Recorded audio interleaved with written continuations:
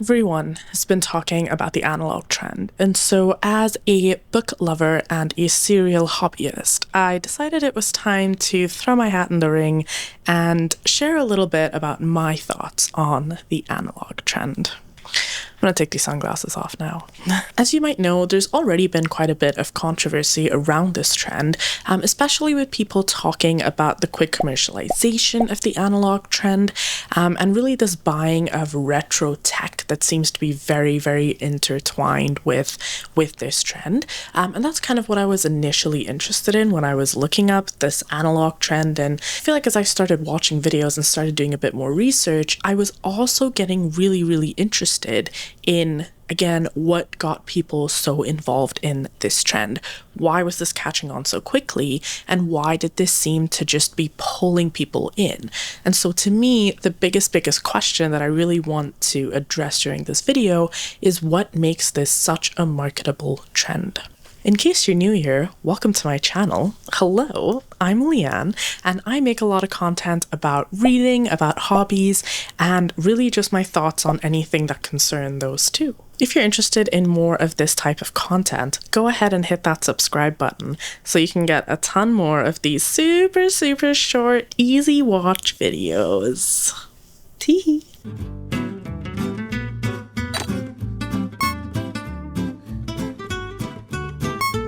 Alright, before we get into the juicy questions that I really want to get to today, which we will, let's set the scene a little bit first. Let's start nice and slow. First of all, what even is the analog trend? Well, from the very simple research that I had to do to find this out, it seemed to just be this idea of taking time away from screens and reducing overdependence on social media by using more physical or offline methods of consuming information or simply just existing. Of course, that's oversimplified. Very, very oversimplified. There were a lot of different parts of this trend and a lot of different facets of this trend that I found as I was looking it up. So some of the overlapping ideas that I was able to find in this trend were, one, this idea of the reward of finding something that isn't fed to you by the algorithm. So there's this idea of enjoying something even more because you put in the time and the effort to find it and to go out and look for something. So there's a bit more of a reward when it comes to enjoying that specific information or media or whatever it is that you went out and found yourself.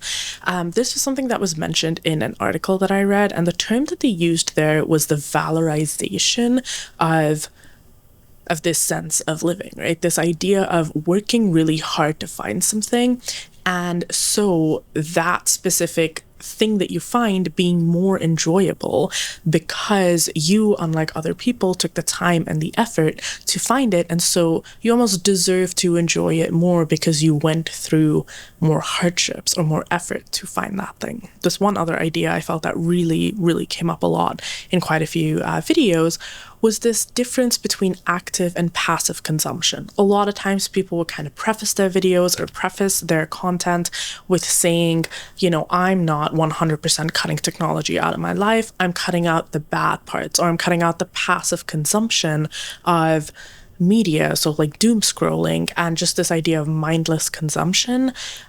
That seems to be the type of consumption or the type of technology that they're trying to cut out of their lives. So there was this idea of active consumption being something that is stimulating and something that feels like, you know, it actually has a purpose, as opposed to passive, which is just brain rot or making your brain turn to mush. So those were the two main ideas that I was able to find when I was looking at this trend. So based off of this information, how are people choosing to actually participate in this trend?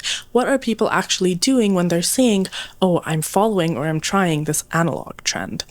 So there were 4 things that I felt like I was able to kind of, again, group into themes or really put into a very nice, simple line of context. The first one being choosing to do off-screen hobbies, and that could be crocheting, knitting, coloring, reading, whatever it is that requires you to be offline. And this is where this idea of the analog bag came up, and that's kind of where you see this idea of off-screen hobbies being a thing that people talk about a lot. And basically just this idea of setting up an easy way to access these hobbies so that you choose to do that instead of reaching for your phone. So you're making it easier to pick up a hobby and you're making it harder to pick up your phone. The second one was buying single-use tech, so things that have one specific use and that you can't use for something else, or specifically that doesn't have a screen and access to the internet that can lead to you just getting distracted as you do with your phone. So it would be like buying a CD player, buying a vinyl player, something like that that really has only one purpose and that you can't access just like the internet, and you really can't end up doom scrolling on a vinyl player, because that would kind of be really interesting, actually. I'd like to see that. It reminds me of the joke where it was like, when there's a screen, there's a way to get to AO3.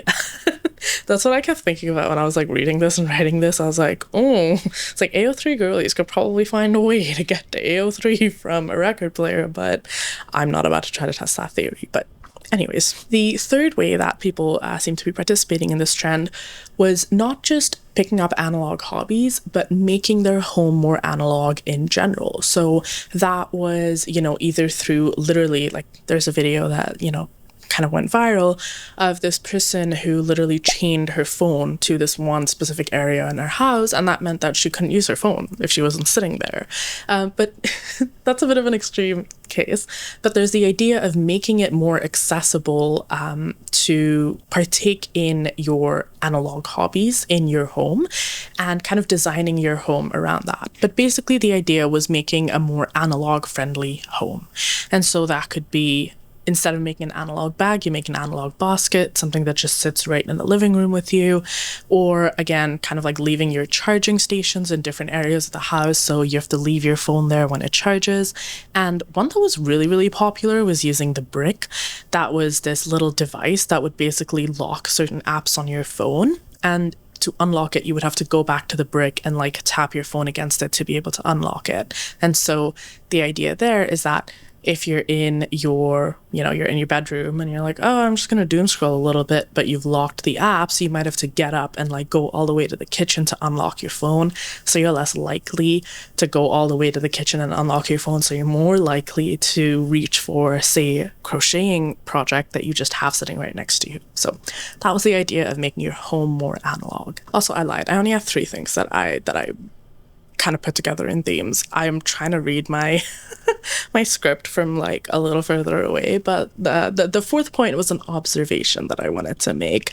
And again, this is something that feels recurring in this trend, is this idea of consumerism. But a lot of people that were like talking about how they positively experienced the analog trend didn't really talk about why it was a positive experience for them, or like how they felt doing the analog trend. It was really, really interesting to me, because that's what I was expecting going into these videos. I was like, oh yeah, okay, you're gonna tell me how much you enjoyed this trend because it made you feel this way. Instead, a lot of them were videos about people talking about what they did during the trend, and it was almost like they were just influencing you to pick up the exact same hobbies or the exact same things that they did during the trend. So it was more of people saying, oh yeah, I did the analog trend, and here's what I did during the analog trend that you could pick up too. I did crocheting and knitting and cooking and, whatever they did. But again, that to me came off a bit more like they were trying to influence me to pick up the same types of hobbies that they picked up. And it felt like, again, it was encouraging this idea of going out and like buying things that matched their hobbies because it worked for them.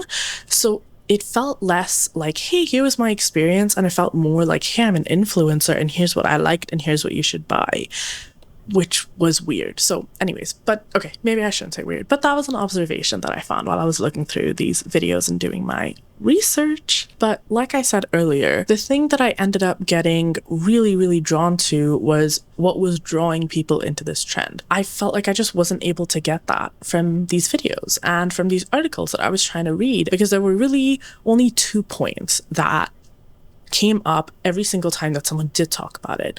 And I could maybe say, I feel like there were maybe like 2 videos where people actually talked about why they picked up the trend and whether they felt that it actually benefited them or not. The first one being how they could feel their brain turning to mush. And so this was something that I kind of mentioned at the start of this video, but there was this idea of people feeling like their attention spans are declining. They can feel their brain rotting away from just all of this overconsumption of screens or of social media. And so that was one big theme.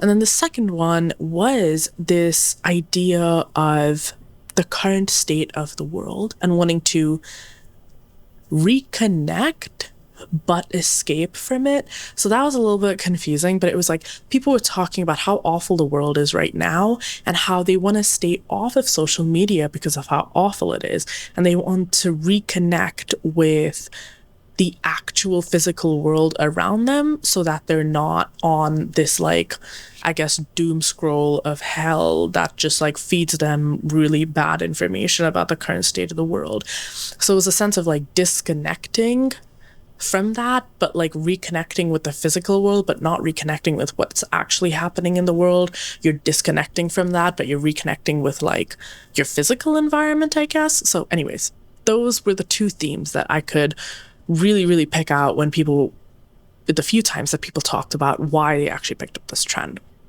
And like I said, I had 2 articles, and each one of these articles spoke to one of these points really well. And so I wanted to share those quotes just so that you can get a better understanding of how these points are articulated by people as well. So the first one talks about the effect of screen times on our brain, and that was like the first theme that we were able to find, right?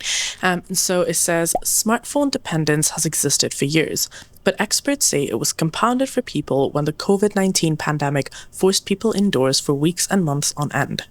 People were upset, depressed, and scared, and all they had were their phones, Zoom, and immediate family, said Karen North, a professor of digital social media and psychology at USC. But years removed from the lockdowns, people are starting to notice how compelled they still are to look at their phones for information, to shop, or for nothing at all. It's almost like biting your nails or another nervous habit, North said. So that was the article that spoke a bit more to the kind of link between screen use and like brain rot. And then the second theme was the sense of nostalgia, right? And this sense of like wanting to disconnect and reconnect with your physical environment in a way that felt better because now we are over connected. And this is what the second article said that spoke to this idea of nostalgia. I was wrapped in a strange sense of nostalgia because all that once made me so happy.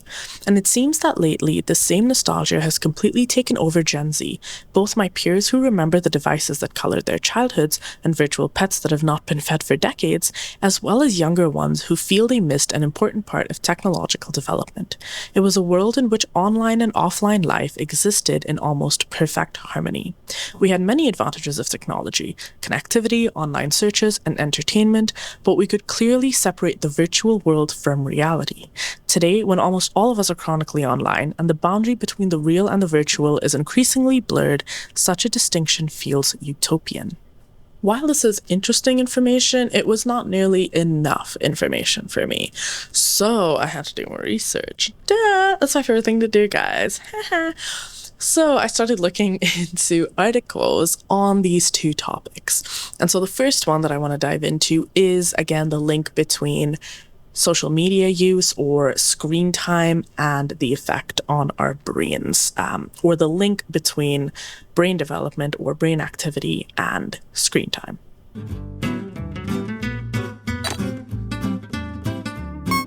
So, the first article that I want to talk about, which is called Going Digital, How Technology Use May Influence Human Brains and Behaviors, is a comprehensive literature review.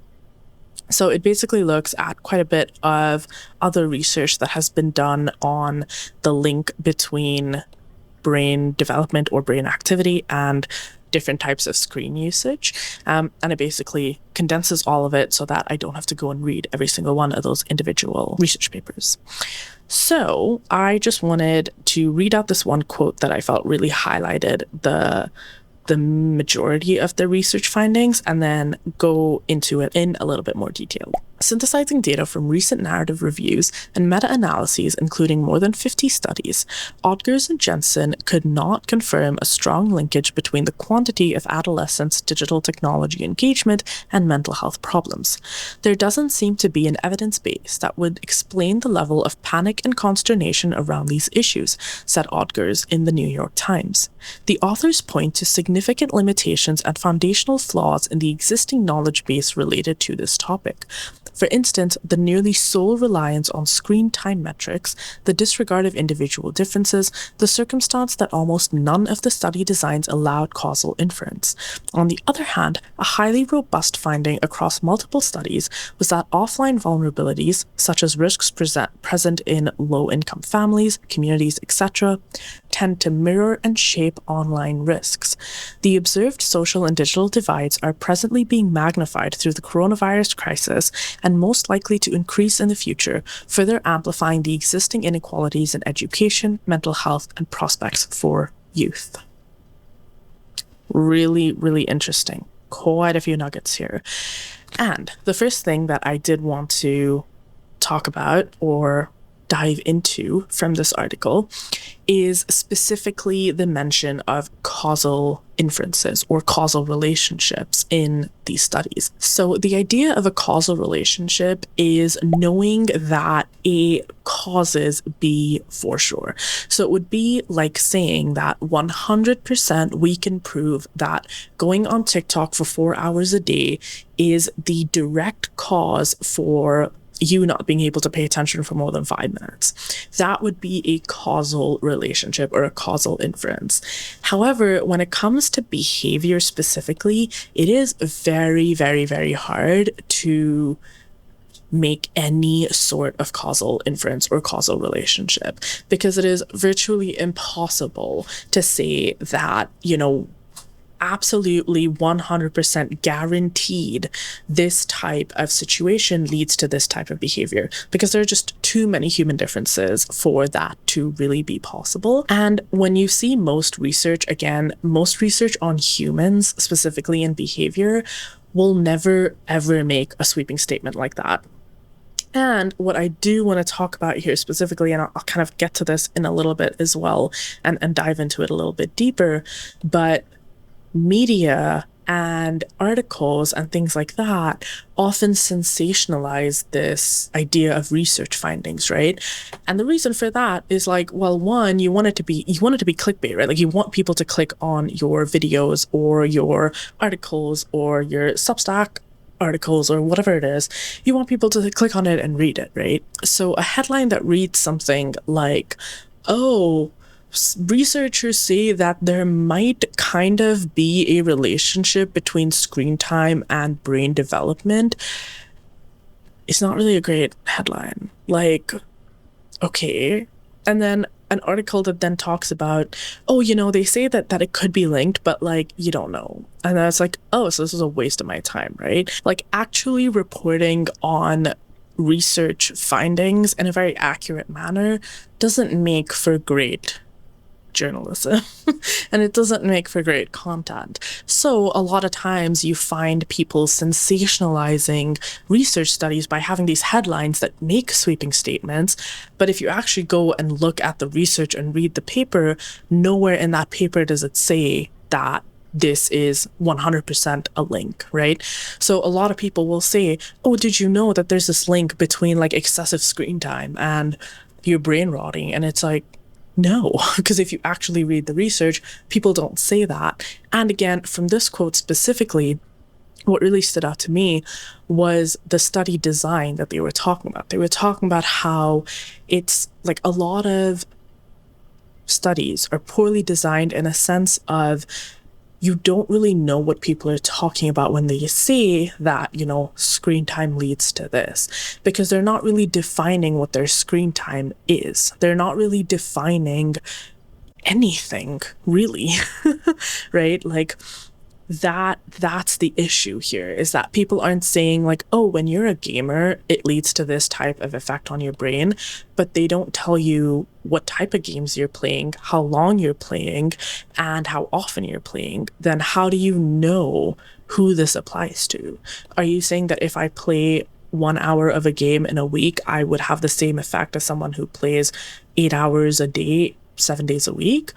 But where does that divide fall? So that's the issue that they're talking about here when they're mentioning the sole reliance on screen time metrics. So focusing on the metrics of specifically being screen time, but not really anything else. So okay, let's move on. We can't spend a ton of time on this one article. The second article, which was called Brain Health Consequences of Digital Technology Use, also looked at other research that had been done. So this was also a comprehensive literature review, basically. The reason that I really enjoyed this article was because I feel like it struck a really good balance between the positives and a bit more of like the negatives of screen time or of technology use. I basically just wanted to share some highlights of what they found based on their literature review. So they found that extensive screen time seems to have a relationship with ADHD symptoms. So it seemed like the more excessive screen time that you had, the higher your symptoms of ADHD or attention deficit, basically. The second was that people who spent more time playing video games had a harder time recognizing facial patterns or facial expressions, and specifically changing ones. They also found that blue light from screens basically throws your circadian rhythm into a bit of a mess, and it just leads to lower quality sleep.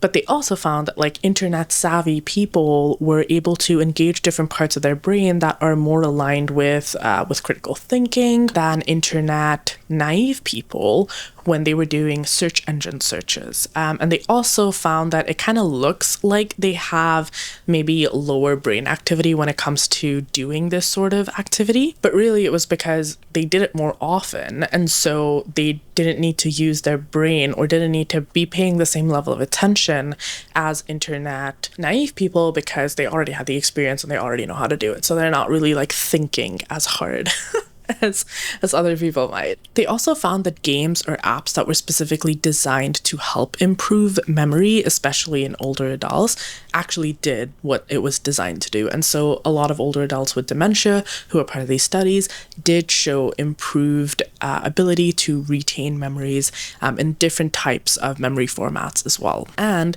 they also found that reaction time and accuracy increased in specifically neurosurgeons who gamed more often than those who didn't. So interesting points that were brought up. But one of the things that I noticed too when they were talking about these findings that they had from these literature reviews was, initially they were talking about how you couldn't get this causal inference, like we mentioned before. But when they started talking about these things, it seemed like they were creating these causal inferences, and they were saying that, gaming leads to neurosurgeons performing better in the operating room. So it was kind of hard because it was worded in a way that it seemed like they were making this sweeping statement. But at the start of the article, they said, they couldn't find a lot of things that were causal inferences or causal relationships. So that was a little hard to understand, and I wasn't quite sure if they just meant that it was hard to find them, but they managed to find them, or I should be reading this understanding that there's a link between, these things that we're talking about, but they're not causal relationships, and we can't say that for sure because that hasn't been proved. So anyways, again, I found that interesting. But what I did, again, really like about this article was there was this exploration of how technology can have its benefits and how excessive use of technology can have its downfalls or things that aren't that good about it, right? And so this is where that idea of these causal relationships kind of come into play, right? Of like understanding that just because people frame it as a causal relationship doesn't always mean that it actually is. So that was why I gave you a bit of that precursor of, people tend to sensationalize research results, but it's not always true, and it's not always exactly the way that people are wording it. It just makes for better media, and it makes for better clickbait, and it makes for better article titles and video titles and blah, blah, blah, blah, blah. So I just wanted to note that. To me, though, based on these articles, really, I could also understand why this was such a popular rhetoric and why this was something that was being pushed, and why people were picking up or falling into this analog trend based on this idea of, oh, technology is turning my brain into mush. Because when you're reading through these articles, or you're reading through other like news articles that are reporting on whatever this research found, as people are sensationalizing it, you're talking about this as a causal relationship, right? You're saying, oh my god, gaming is like literally killing your brain. You're like, oh my god, I gotta do something that just isn't online and I gotta be offline, like that's what's coming from these sensationalized versions of research articles, even though it's not always accurate. Again, I understand why people are like hopping onto this bandwagon, because everyone's saying it so much that you have this sense of like confirmation bias too, right? Or you have this, I wouldn't say confirmation bias, but you have this sense of like placebo, right? It's like everyone's saying that technology is killing your brain, and so you feel it too. Like, you watch a bit of TikTok and you're like, oh my god, I can feel my brain rotting. But like, we don't know that actually causes any changes in your behavior, right? Like, we don't know if it's TikTok that's causing you to have like higher symptoms or to show more symptoms of ADHD, or is it a mix of a ton of different things that are happening in the world right now? Like, there are so many factors at play here, but again, my sense here being that because people talk so much about this link between technology use and your brain, people start to believe that, right? And you start to feel that, right? You're like, you use TikTok and you're like, oh my god, I can literally feel how this is affecting my attention span. When in reality, it might not be. It's just that that's what you already have in your brain because everyone's talking about it, that now you're like confirming that, or you feel like it's true because you have this placebo effect because everyone's talking about it and everyone's telling you that you're turning your brain to mush because you watched 30 minutes of TikTok. You know what I mean? When we don't even know that that's true. Like, we don't actually know that. So I found that interesting. And I found these articles interesting, again, specifically because they mentioned that there were no causal relationships. I'm going to stop talking about causal relationships now, and I'm going to move on with the video. We're going to keep going. So we tackled one part of what I felt was one of the themes or one of the draws of this trend, right? And that was this idea of whatever technology is doing to our brain and feeling like we're better off if we're offline. The other one that seemed to be talked about quite a bit was this idea of nostalgia, and this is what pulled me in. And so yes, I've been yapping for a while now, but nostalgia is what I really want to talk about in this video. So we're getting into it now, guys. Like, all of this is just a warm-up, and now we're getting into the crux of this conversation and what I found super interesting. So I'm so excited to talk about this.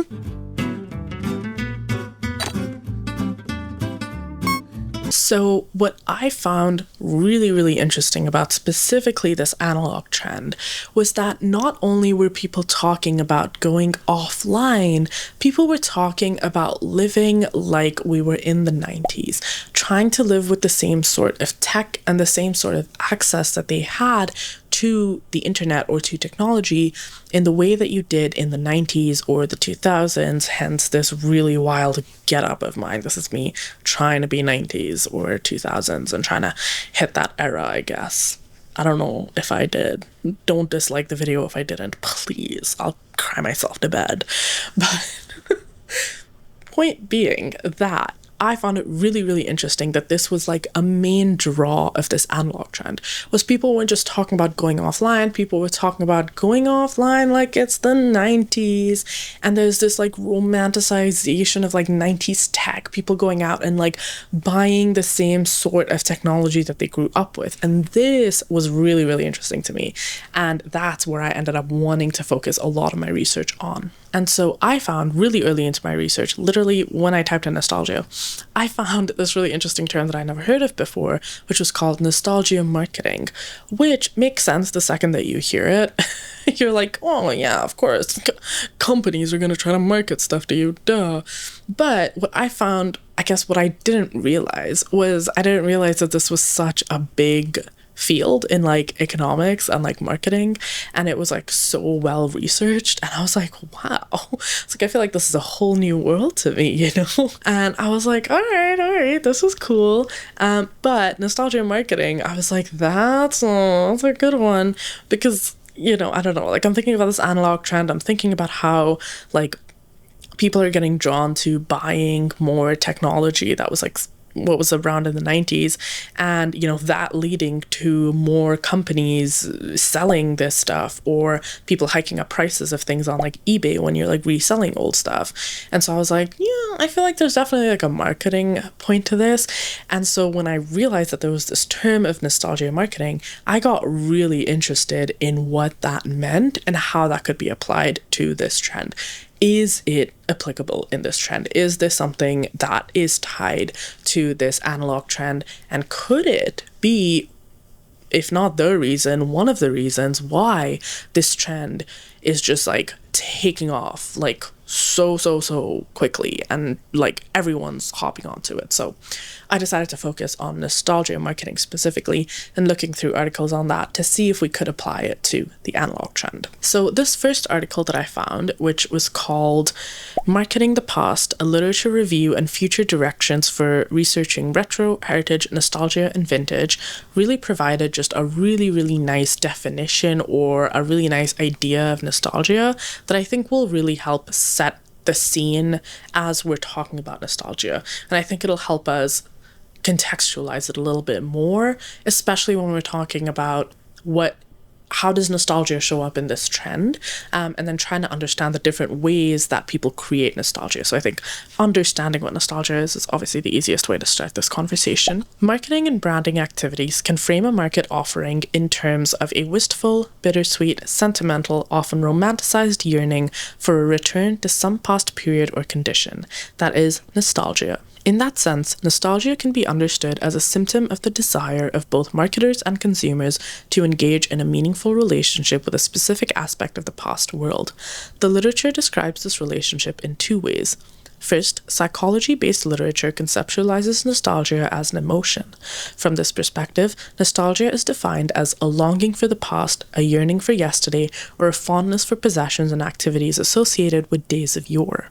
Second, consumer cultural literature portrays nostalgia as a multimodal phenomenon that is shaped by collective memory and can be created, fashioned, and mobilized as a market-mediated cultural resource. Literature dramatizes how consumers experience nostalgia during troubled times, and both streams of nostalgia literature identify alienation or discomfort with the present as a trigger for consumer nostalgia. This is seen, for example, when consumers are met with challenges in their life situation like discontinuity, recovery from grief, and loneliness. Marketers play an important role in translating this alienation into nostalgia by creating market offerings and fashioning nostalgia-framed marketing campaigns that render the past into a consumable nostalgia-framed resource. Hence, nostalgia is at least partly created and mediated in and by markets. While the creation of the consumable past by marketers builds on experienced consumer alienation, nostalgia-framed markets might also create experienced alienation. In other words, nostalgia can be based on personal memories and experiences with the past, but can also be based on historical epochs and collective and simulated nostalgia of which the subjects have no direct experience. I found this so interesting. There's so much here that I was like, is this about us? I really liked all the articles that I read for nostalgia. It was so interesting because it was like a whole new world to me that I was like, haha, give me everything. But I really want to tie this into some of the thoughts or some of the themes that we picked out earlier in this video, right? When we were talking about, what are the two themes that we were able to create from what people were saying as to why they were drawn into this trend. And one of those was this idea of disconnecting from the world because everything's so awful right now. These ideas are actually reflected here in the literature, right? There's this shared sense of like grief, right? Of fear, of instability. And that could be over either whatever's currently happening right now, geopolitically speaking. There's so much that's happening that it feels almost impossible to keep up. But there's also a sense of grief that Like, I don't think we as a society have moved past the effects of the pandemic on us, right? And specifically of the shutdown. People haven't moved past from the social implications of that. But a lot of people haven't moved past the health implications of that either. People still suffer from long COVID. People still suffer from things that they got because they had COVID. So there are all of these things that like people are still dealing with, but there's this shared sense of like grief and of loss of this period of time and what our society used to be before the shutdown and after the shutdown, right? So there's this sense of like shared commiserating and that can be a trigger for this sense of nostalgia, this sense of wanting to go back to the way things were, because everyone feels like life low-key sucks and maybe it was better back in the good old days, right? There's this shared sense of nostalgia that comes from the shared sense of grief or instability or fear or worry or whatever it may be. And so again, what really stood out to me about this was this idea of how you could exploit these feelings in a way, right? Like, sure, we can have a sense of nostalgia, but like markets can exploit that sense of nostalgia and sell us something like an analog trend or something like Y2K fashion, right? Like, companies and markets and beautiful capitalism can take these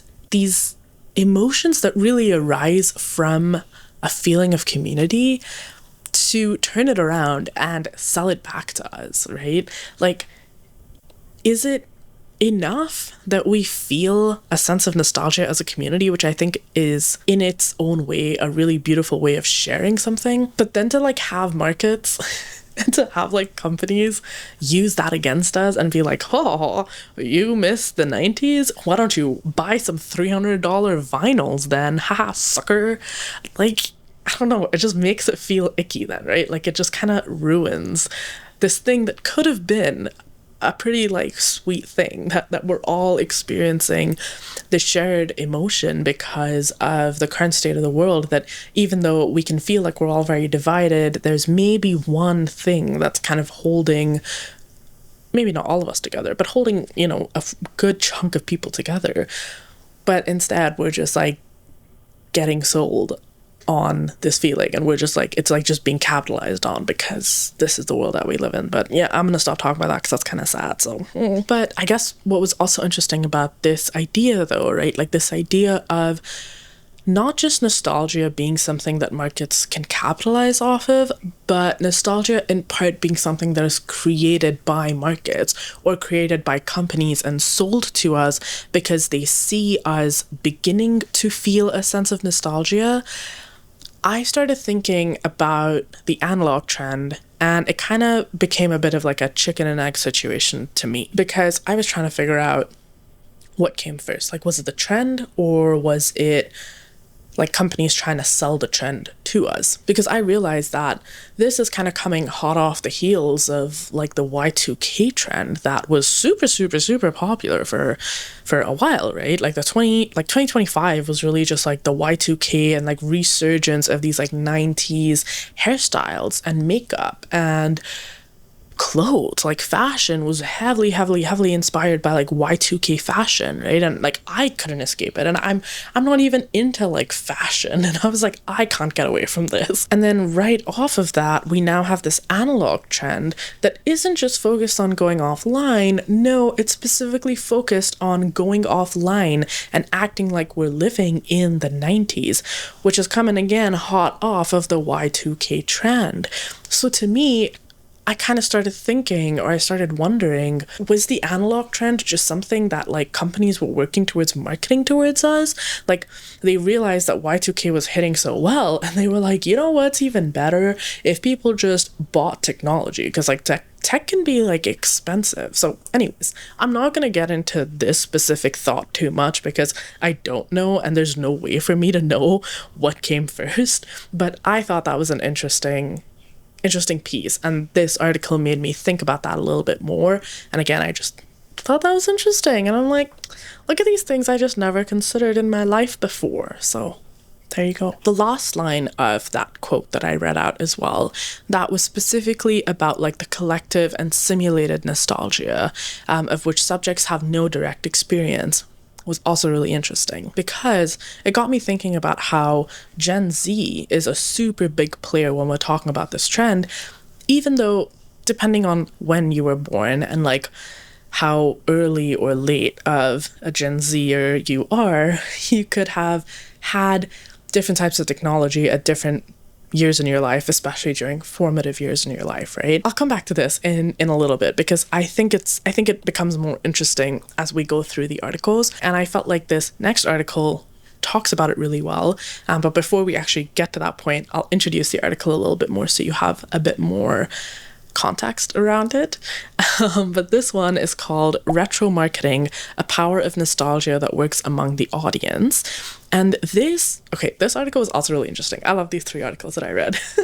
But this article focused on a study that was conducted in Slovak Republic or Slovakia.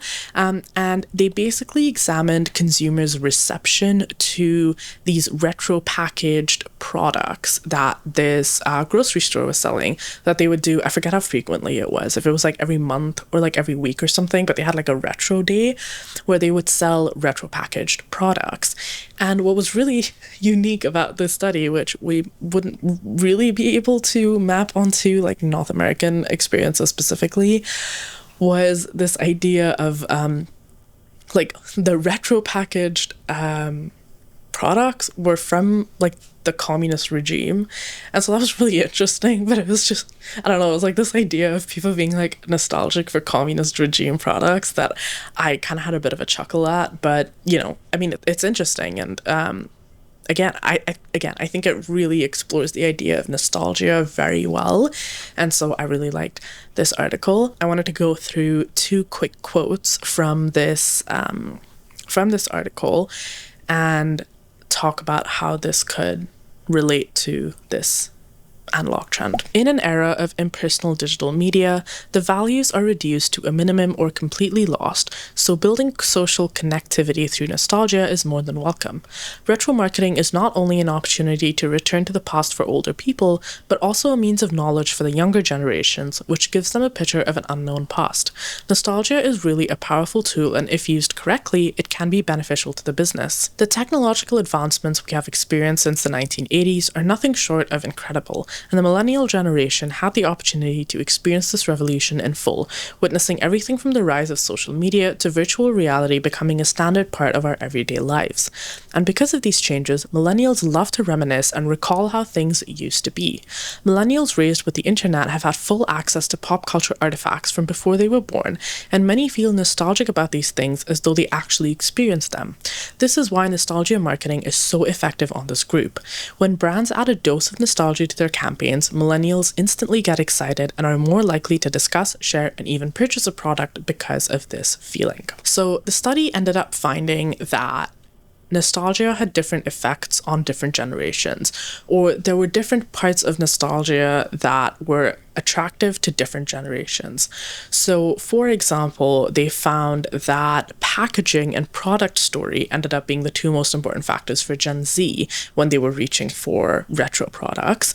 But for millennials, it was history, taste, and packaging. What was important here was that not all generations are influenced in the exact same way when it comes to nostalgia marketing, or when it comes to what about nostalgia is attractive to them. Again, how can we kind of think about this in the context of the analog trend? Obviously, again, we can't exactly map it onto it, but I thought this was really interesting because how could we consider the difference of the experience of Gen Z and millennials when it comes to experiencing this analog trend, especially in this period that kind of straddles the 2 generations, right? And so this is where I have to stop myself from like talking previously in the video because I was like, I'm going to get to this. I know I'm going to talk about this. And so to link this to the previous article that we spoke about, there was that idea of, you don't necessarily have to have lived through that specific time period to be able to feel a sense of nostalgia for it, or you don't have to have the exact same experiences to feel a sense of longing or a sense of yearning for this specific time period. So what I find interesting is when we're talking about Gen Z specifically, right?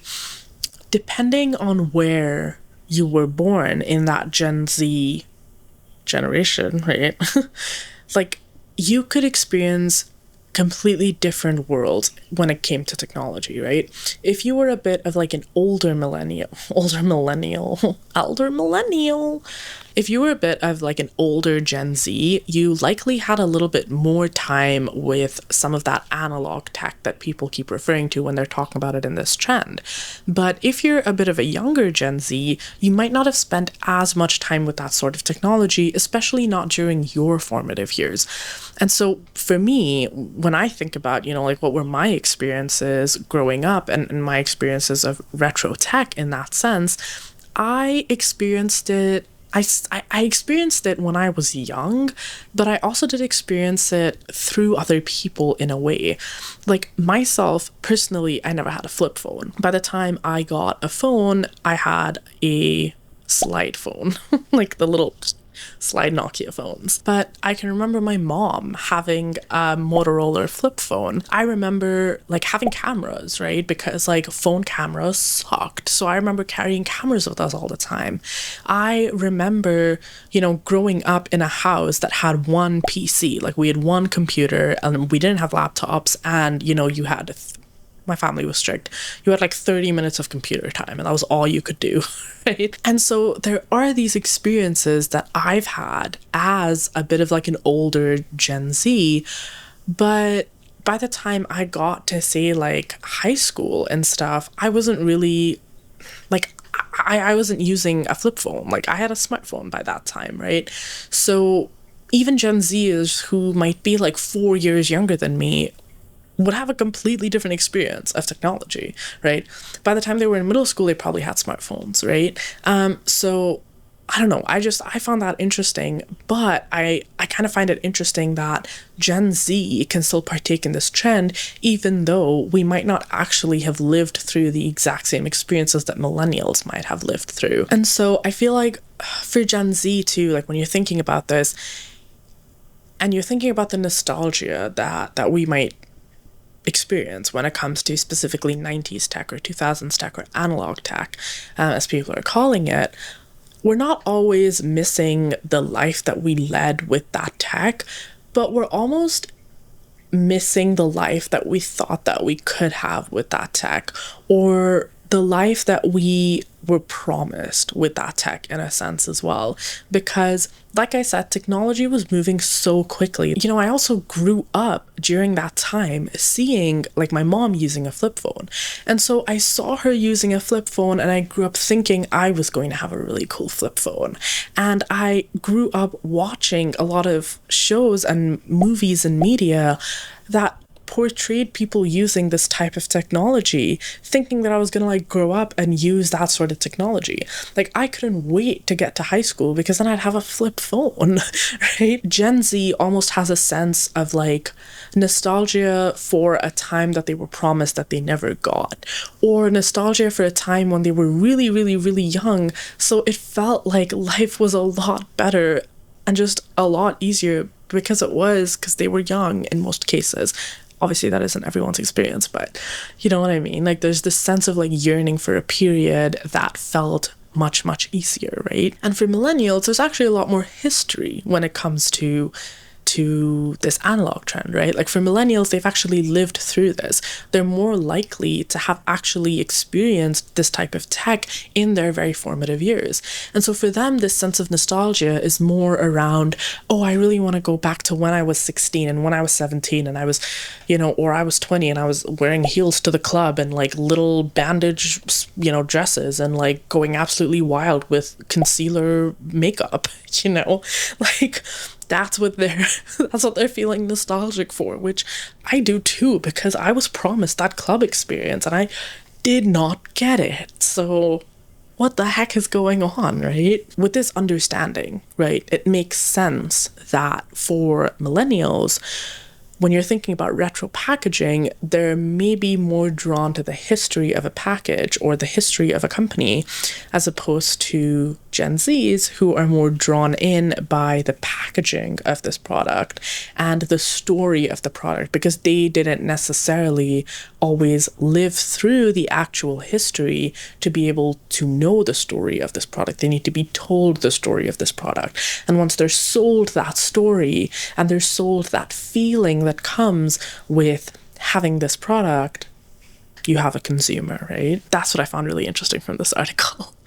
And I think that this then moves really well into our final article that I want to discuss here, which talks about how markets or how companies actually create nostalgia, and how you can, the way they term it is like re-enchanting nostalgia, or like re-enchanting memories. So it's a way of like, how do you insert nostalgia into whatever you're trying to sell, if you're trying to sell something based on nostalgia, and what are the different ways that people receive nostalgic commodities or products. So I feel like this is the perfect segue into that, because, you know, like here we're talking about how people experience it, and in the next article we kind of talk about how companies almost use this to create more of a marketing strategy when it comes to nostalgia marketing. This article was my favorite that I read, and I loved it because I just think that it described everything so well. Like,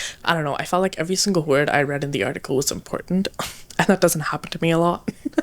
But I really, really enjoyed this. And specifically, I enjoyed what it focused on too, because I thought, again, it was just another very unique study.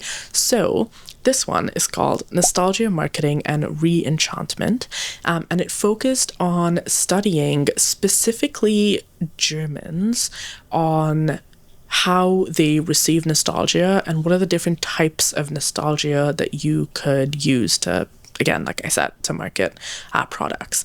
And they did this through a few different studies. So they did one that was very like interview heavy, and they just like sat down and interviewed people. And they also did, I think it was like a 7-year long process where they just like followed what was being said on different like forums or different like online groups and stuff, because they felt that people might not always share their 100% true feelings with, you know, interviewers. And so they just followed what people were saying online, and they were able to get, again, just some more like sentiments and more ideas and feelings and stuff like that from online discussions. So the studies here in this article focus specifically, like I said, on Germans, but specifically on what life was before and then after the Berlin Wall. It specifically looked at nostalgia when it comes to what Germany was when it was split up, and then how people look back on it now and understand nostalgia. So they provided some really great background on it. So this is kind of like the context that they provided. So when Germany was divided, East Germany was socialist and West Germany was capitalist. And so East Germany focused much more on communal sharing and much more on under-consumption. During the split, East Germany started to get a lot more disillusioned with the idea of socialism, because they were seeing how West Germany was living, or how they were like thriving, right? There were people who lived in East Germany who would receive these packages from family or friends over in West Germany, and it would include a lot of products that were seen as like luxuries and real rarities over in East Germany. And so they ended up feeling frustrated, because they were like, what are we doing out here that like these guys can just have the stuff whenever they want, and it's like so easy to access, right? And so they were getting really just disillusioned by this and really frustrated with this. And when they started to reunite, and when they started the reunification process of Germany, there was, you know, this decline of East German products and markets. And once reunification was complete, they just disappeared entirely. People were just like, we don't want East German products at all, because we can have West German products now. We're just German products now. But after East Germans started to like, you know, settle down and try to like readjust to new life in like reunified Germany again, they found it really hard. I mean, obviously, because they now had to readjust to a completely different, you know, economic and political system. they found that nostalgia was actually on the rise, and it led to this resurgence of nostalgia around specifically East German products, because they actually started missing it now that they felt, like displaced, and they felt disillusioned, and well, they felt like they were missing this life that they once had now. And so that just led to this resurgence of like East German products coming back into markets and now being sold as like retro products or like nostalgic products. And they literally have like hotels, they have restaurants, they have museums, they have like experiences, everything that like recreates a life in East Germany. And all of that is like obviously nostalgia marketing. But this is the context in which they complete these studies, right?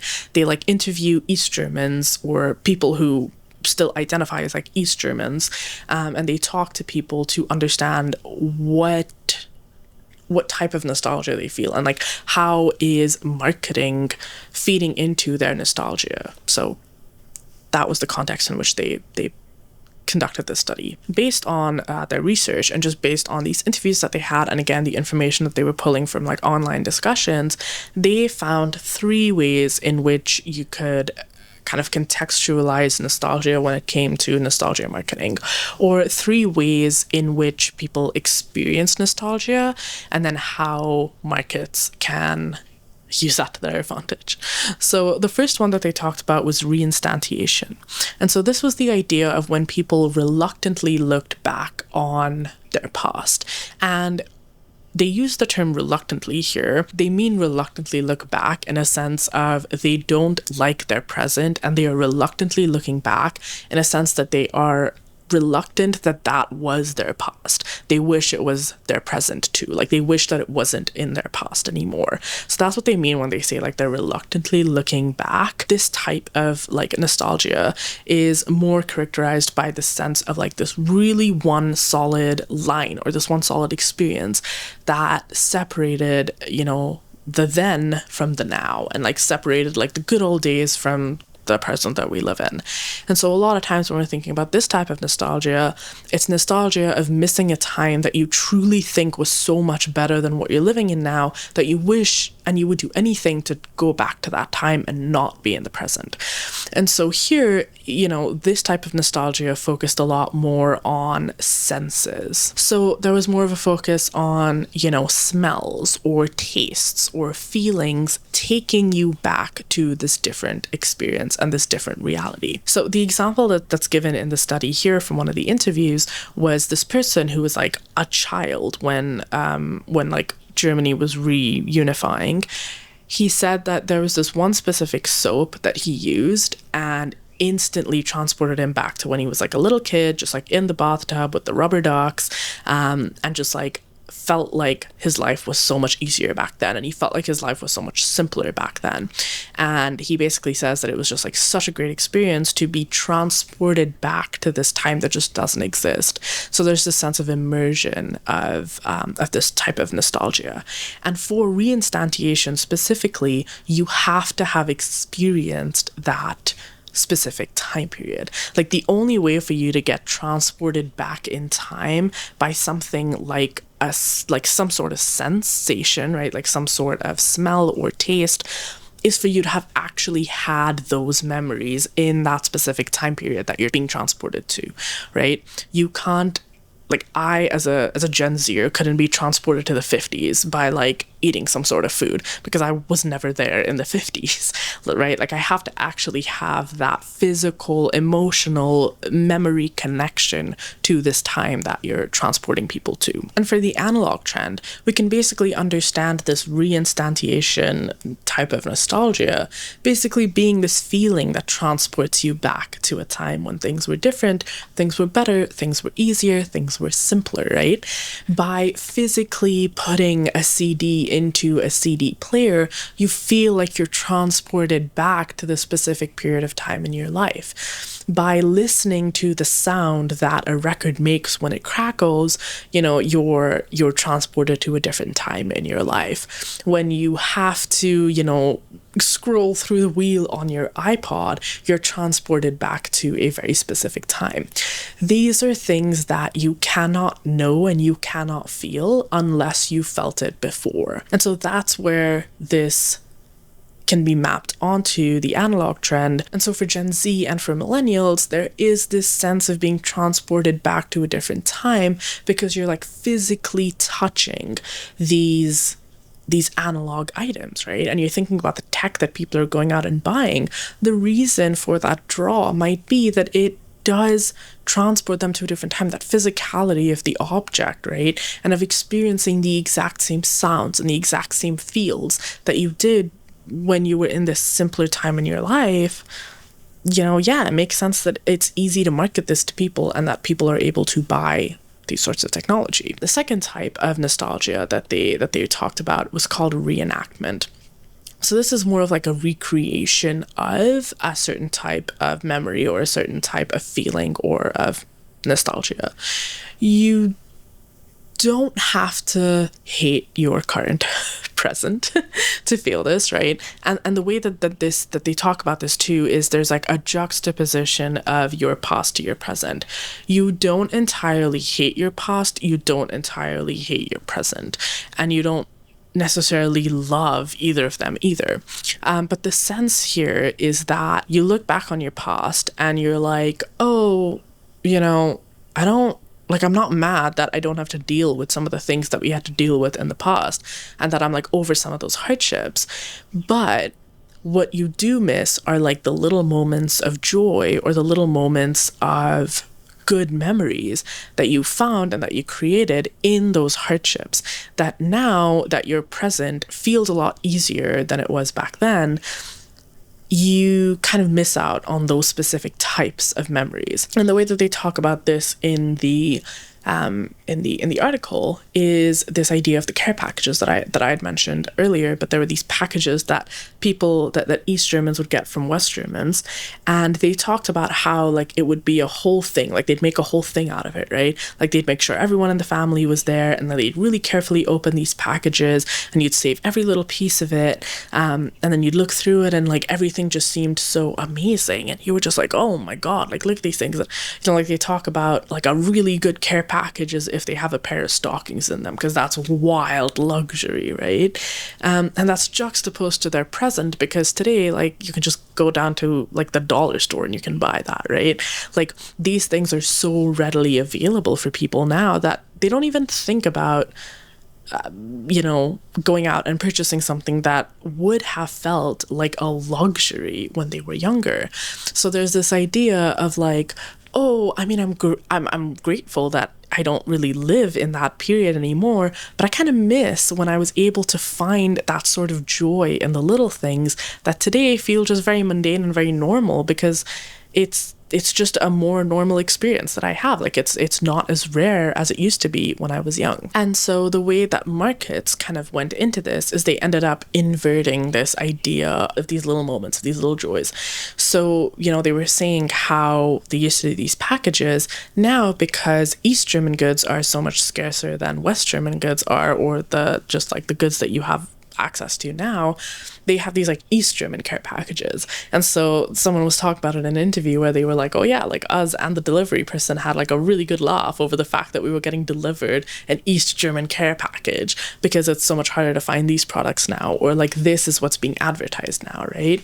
And so again, that's kind of like a juxtaposition to their current life and their current present, because now they live in a world where it's so easy to go and get these goods that felt like luxuries, that now getting the goods that were so common to them when they were young is a luxury, because it once again transports them into like a different time and reminds them of a different kind of life that they lived. And so again, this could kind of be mapped onto the analog trend in a sense of, something that might have felt like you couldn't really get, that wasn't like that common back in the day, like iPods, and like they were like super expensive, right? Like super expensive. And even like digital cameras and stuff, like there are a lot of people that like talk about, oh yeah, like I always had this thing, but it was pretty expensive. Like you had to be doing pretty well to like get all of this different type of tech. And now we kind of live in a world where it's like it is much easier to access it in a sense. And so now there's kind of a sense of, or I mean, I guess there's a sense of like, it's so easy to access it in so many other forms that now it becomes rare in a way of like, people don't have access to these single-use devices anymore, right? It's like there's a sort of luxury and there's a sort of scarcity of being able to go and buy like a digital camera, or going and getting your film developed if you have a film camera, or going and buying a Walkman, or going and finding a CD player or a DVD player, all this kind of stuff. Now that's seen as like scarce. That's seen as something that's like, you really have to go out of your way and make it really intentional to build up this collection, right? It's not something that everyone has anymore. So there's this this inverted idea of like what is luxury and what isn't anymore. So anyway, I thought that was interesting. It doesn't really map on exactly the way that you would think it does, but I just thought that was interesting either way. What I also found interesting in this specific idea of reenactment was this one other anecdote that was told through an interview, where this one woman who was raised in East Germany, she recently had a kid, and like after preschool or day school or whatever it was, she was talking about how all of these parents go out and just like get ice cream for their kids, and she doesn't do the same thing for her daughter, because she remembers growing up and not having ice cream all the time because she was in East Germany. And so she talks about how like that restriction actually made ice cream more special for her. And she's talking about how like, if you go and you have it every single day, it's not special anymore, and you kind of undervalue how great this thing is. And so she also talks about these like Western ideals of overconsumption and of waste. And so she says that I make sure that my kid doesn't have ice cream all the time because I want her to savor it when she has it. I want her to realize what a luxury it is. And to me, I feel like that kind of maps onto this analog trend, right? Like I said, you have this idea of the valorization of using analog tech, right? You have to go out and find CDs that you like. You can't depend on the algorithm for that. So there's a certain sense of being able to savor the effort that went into this, or the rarity of what went into this. It's like, you can't walk around with your CD player all the time. So maybe when you come back home and you put your CD player, or you put your CD in, now that feels like, you understand the luxury of being able to do that, right?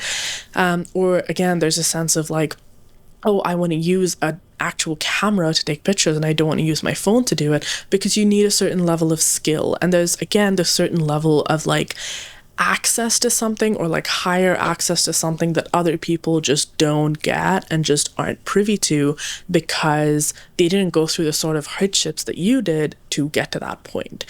So I thought that was really interesting, and absolutely think that can be mapped onto this analog trend. The last idea that was talked about was called reappropriation. Now, this is basically stripping down every single like contextual piece of an item and selling it as just like purely symbolic of a period. It's like taking away all of the actual context around it and just like romanticizing it, or boiling it down to something like an aesthetic, right? So if we think about the 50s, for example, and we say like, oh yeah, like I love their dress, I love their fashion, I love their hairstyles, I love their food, let's just make it a thing. Like you're just making it like a 50s themed diner or something, right? But it doesn't actually have any of like the political connotations or the economic connotations of the 50s. You don't have like the racism of the 50s when you go to a 50s diner.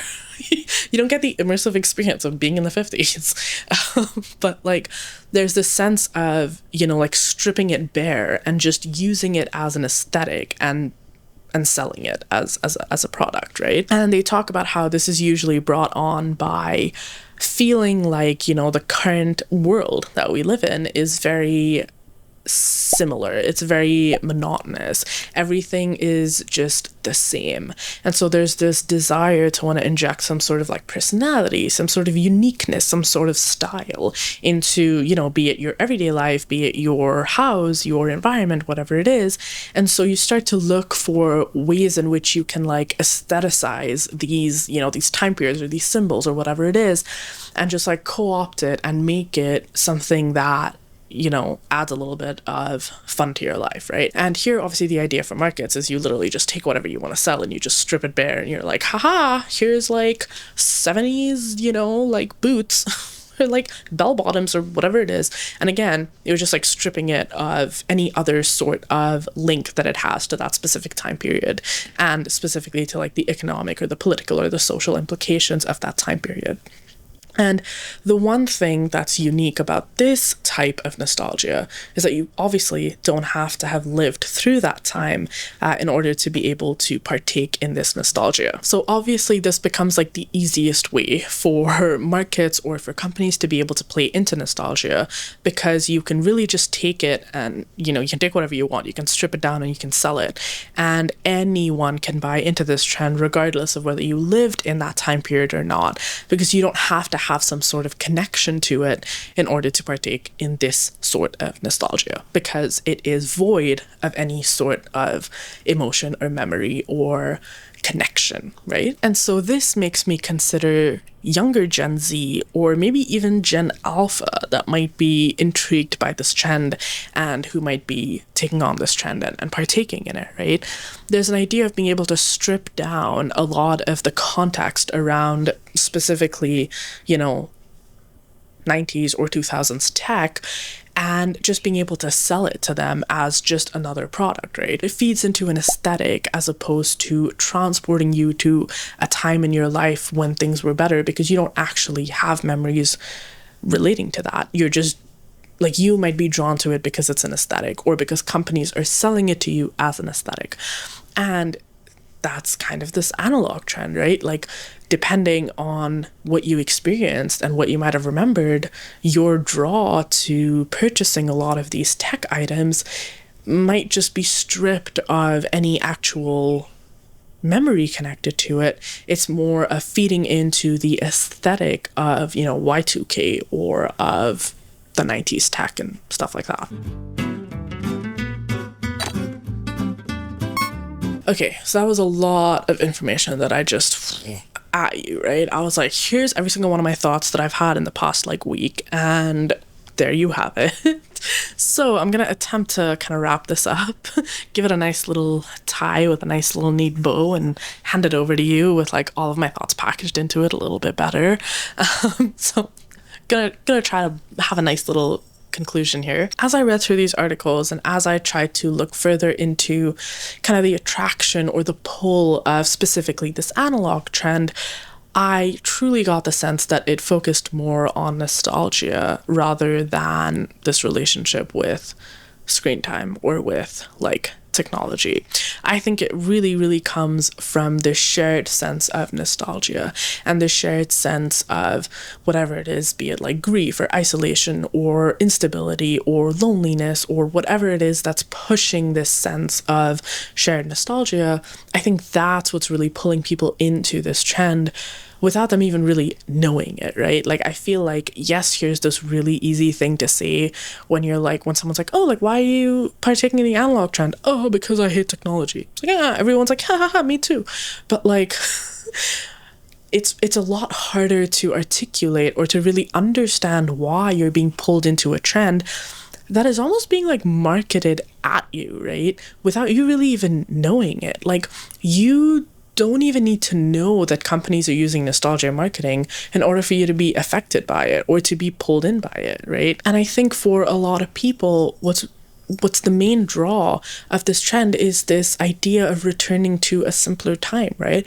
Of returning to a time where you had much more time and you just had a higher ability to partake in more analog things or your hobbies. So there's this sense of like partaking in this trend as being able to be transported to a different time, to when things felt easier, because we kind of have this line of what was like then and what's now, and we feel like we really, really, really want to be transported to that line when it was back then. And like I said, I feel like because it's a lot harder to articulate this because you might not always know that nostalgia is what's being marketed to you, I think it's harder to articulate that this is what's pulling people into the trend. And what I will say too is that really we live in a very connected world today, right?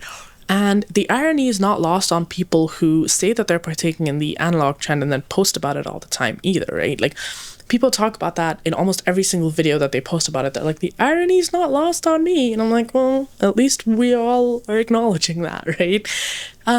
But there's this sense of like a community too that comes from that, right? Like it's so much easier when you're online to spread a narrative and to create a sense of community around something and to create a trend essentially, right? Like it's so much easier to do that now because we're so connected, right?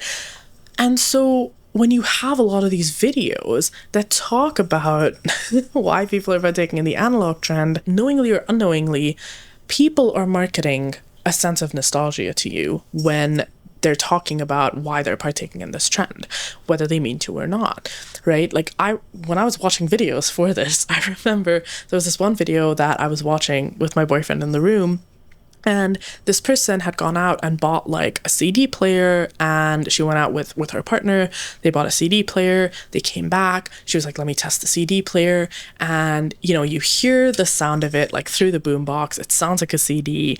It doesn't sound like, you know, you're playing it from Spotify hooked up to a speaker. And you know, like they had this really cute moment of just like dancing and just like having a really cute moment in front of their little boombox that they bought with the CD playing. And it was so romantic, but like that's what's being marketed to you when you're seeing this analog trend, right? Like there's this idea of like reconnecting with what's around you when you're disconnected from your phones, because you're being transported to a time to when people would do this more often. People would like, you know, turn on vinyl players or like turn on CD players and just like dance or like have discussions or just like sit down with people and like talk to them because you weren't online. And so there's this idea again of nostalgia that's being marketed through people talking about the analog trend, whether they want to or not. And like I literally sat there watching this in this moment and I was like, I literally looked to my boyfriend and I'm like, should we get a CD player? And he's like, get a grip. But you know, it's like that is how easy it is to be influenced by these things. That's the power of nostalgia, right? Like that's the type of power that it holds. And companies know that. They are well aware of that. My actual final last thought on this trend is what might be the thing that gets me into this trend? Like what is the thing that might actually finally pull me into it and convince me that I should do it? The thing that kind of resonated with me was it felt a bit like counterculture. It felt a bit like sticking it to the man, you know? The way that people talk about this analog trend is like, I'm making the really, really hard decision to disconnect from the internet and to go against the grain and to stick it to, you know, like the doom scroll and the algorithm. And I'm going to take back control of my life. And I'm going to, again, like go against the grain. I'm going to be different from everyone else. And I'm going to kind of really, really use every single ounce of self-control that I have to break free of this like system that's holding me down. But also, like I deserve whatever I'm getting out of this experience more because I actually put much more effort into it than anybody else who just is like a sheep and just like follows with their little blinders on and just like does whatever everyone else is doing because they are falling victim to the pull of the algorithm or of the doom scroll or whatever it is. But like I'm better than them because I can like step away and I can like be better. And as I was thinking about this and as I was writing it out for my script, I was like, does this kind of sound like the Matrix? Does this kind of sound like the Manosphere? Does this kind of sound like taking the red pill? And then I got really scared and then I stopped thinking about it because I was like, I don't want to think about that. I don't know, unless you guys want to think about that, because then I could think about that for you and then I could tell you what I think about that and then you could decide if that's what you think about it too. But I don't know, that could be my next video. Who knows? If you think it should be though, haha, leave it in the comments. Tell me what you guys think though. Overall, like everything about this discussion, if you enjoyed this video, consider hitting that like button. It really, really helps me because it tells me that this is the type of content that you guys are enjoying, and then I can make more of it and I can make sure that I can keep feeding your hungry, hungry souls, and then we don't doom scroll. Haha, we win. Anyways, again, if you also like this content and you want to see more of it, subscribe so that you can get more of this amazing content. Anyways, thank you so much for joining. If you made it here, you're wild. Get a life. Just kidding. Thanks for staying. And I hope I will see you around soon.